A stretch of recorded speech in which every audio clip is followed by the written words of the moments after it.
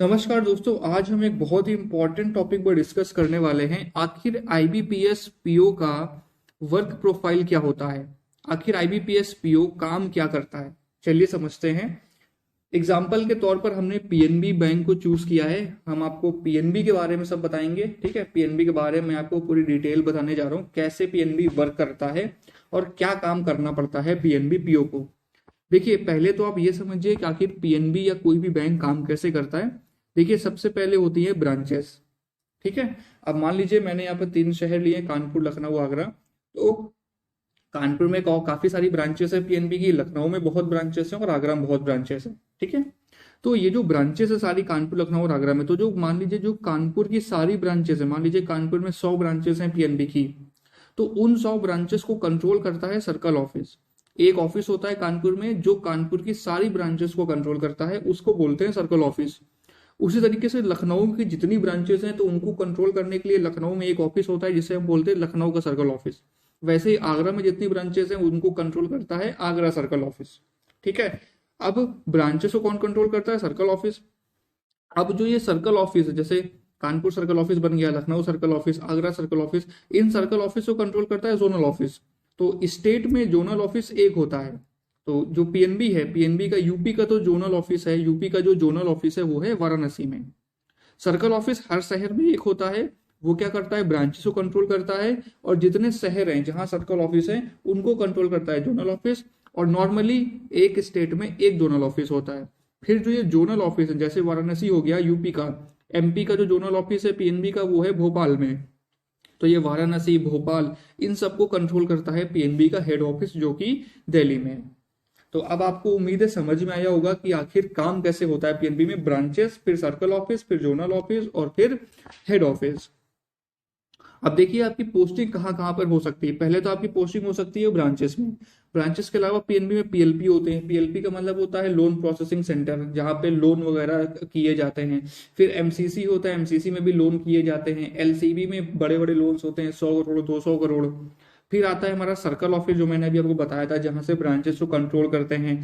फिर आता है जोनल ऑफिस जहां से सर्कल ऑफिस को कंट्रोल होता है, और फिर हेड ऑफिस। तो आपकी पोस्टिंग इन जगह पर हो सकती है। अब आपको समझना क्या है कि जो ब्रांचेस हैं, केवल ब्रांचेस एक ऐसा पॉइंट है जहां पर आपको कस्टमर के साथ में डीलिंग करनी पड़ेगी। ठीक है, इसके अलावा जो बाकी डिपार्टमेंट्स है, पीएलपी, एमसीसी, एलसीबी। अब जैसे पीएलपी, एमसीसी, एलसीबी, ये क्या है? ये थोड़े से हाई प्रोफाइल ब्रांचेस हो जाती हैं, हाई प्रोफाइल डिपार्टमेंट्स हो जाते हैं, जिनका काम केवल लोन बांटना है। तो यहाँ पर भी कस्टमर्स आते हैं, बट इतने ज्यादा कस्टमर्स नहीं आते हैं, तो कस्टमर डीलिंग यहाँ पर बहुत ही कम है, नेग्लिजिबल बिल्कुल। Circle office, zonal office, HO, यहाँ पर कस्टमर डीलिंग नहीं होती, ये केवल एडमिनिस्ट्रेशन का काम करते हैं। तो अगर आपको कस्टमर डीलिंग नहीं पसंद है तो आप इन डिपार्टमेंट्स में अपनी पोस्टिंग ले सकते हैं, और अगर कस्टमर डीलिंग पसंद है तो आप ब्रांचेस में पोस्टिंग ले सकते हैं। अब आपकी पोस्टिंग हो गई, उसके बाद काम क्या करना है? देखिए, ब्रांच बैंक में बहुत सारा काम है। बैंक जो है एक ऐसा डिपार्टमेंट है जो इतना ज्यादा डाइवर्सिफाइड है कि काम कभी खत्म ही नहीं होता। बैंक में बहुत सारे डिपार्टमेंट्स होते हैं, जैसे कि routine, credit, forex, treasury, IT, marketing, HR. अच्छा, आईटी, मार्केटिंग, एचआर से आपको समझ में आ रहा होगा ये सब क्या है? ये एसओ की पोस्ट है, जो आईबीपीएस एसओ से रिक्रूटमेंट होते हैं। रूटीन में क्या होता है? अगर आपकी पोस्ट, अगर आपको रूटीन का वर्क मिल जाता है तो रूटीन में जैसे नॉर्मल होता है, आप कभी अगर बैंक गए हो तो आरटीजीएस, एनईएफटी, ये सब करते हैं, तो वो काम रहता है। क्रेडिट में क्या है? आपको केवल लोन का काम करना है। फॉरेक्स में आपको फॉरेक्स मैनेजमेंट करना है। ठीक है, पैसा यहाँ से वहां भेजना है, दूसरी कंट्री से पैसा आना है, ये सब आपको मैनेज करना है। ट्रेजरी में आपको जो गवर्नमेंट वाला बिजनेस है वो देखना होता है। ठीक है, आईटी, आईटी का तो आपको पता ही है। ठीक है, मार्केटिंग, मार्केटिंग में एसओ की पोस्ट आती है, और एचआर, एचआर भी बढ़िया है। अगर आपको पोस्टिंग एचआर में, देखिए अगर ये तीन है, जैसे आईटी, मार्केटिंग और एचआर, अगर आप आईबीपीएस एसओ से जाते हैं तो आपकी पोस्टिंग सर्कल ऑफिस में ही रहेगी, या तो जेडओ में या तो एचओ में, क्योंकि ये एसओ वाली पोस्ट है। तो एसओ वाली पोस्ट में नॉर्मली लोग सर्कल ऑफिस में रहते हैं। जैसे एचआर है तो एचआर कहाँ रहेगा? सर्कल ऑफिस में ही रहेगा। जबकि जो पीओ है, पीओ की पोस्टिंग कहीं पर भी हो सकती है। ठीक है, तो जैसे रूटीन, क्रेडिट, फॉरेक्स, ट्रेजरी हो गया। तो अच्छा, फॉरेक्स और ट्रेजरी वगैरह जो है ये थोड़ा सा, ये क्या है, ये स्पेशलाइज पोस्ट होती हैं। तो इनके लिए आपको एग्जाम्स वगैरह भी क्वालिफाई करने पड़ते हैं अगर आपको इन सीट्स पर काम करना है। क्रेडिट हो गया, बैंक में क्या है, सबसे ज्यादा रिस्पेक्ट जिस उसकी होती है जिसे क्रेडिट की सबसे ज्यादा नॉलेज है, क्योंकि बैंक का जो मेन पर्पस को क्या है, क्रेडिट है, लोन देना, उस पर इंटरेस्ट कमाना। बैंक ऐसे ही काम करता है। तो अगर आपको क्रेडिट की अच्छी नॉलेज है तो आपकी बैंक में काफी रिस्पेक्ट हमेशा रहेगी।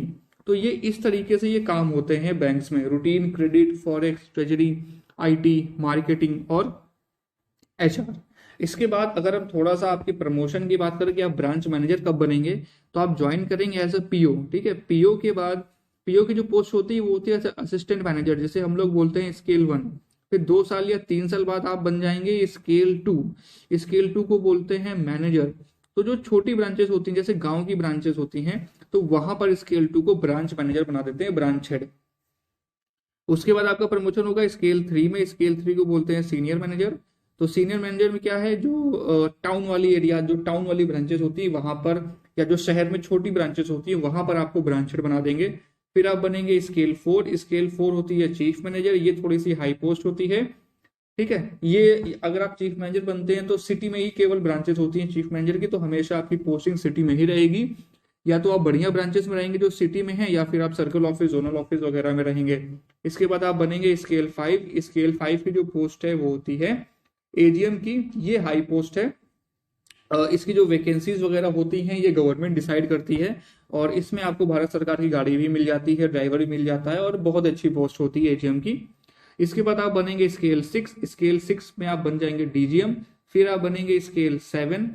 स्केल 7 होता है जीएम। फिर आप बनेंगे स्केल 8। स्केल 8 होता है सीजीएम। फिर आप बनेंगे ईडी, और फिर आप बनेंगे एमडी। एमडी बैंक की हाईएस्ट पोस्ट होती है।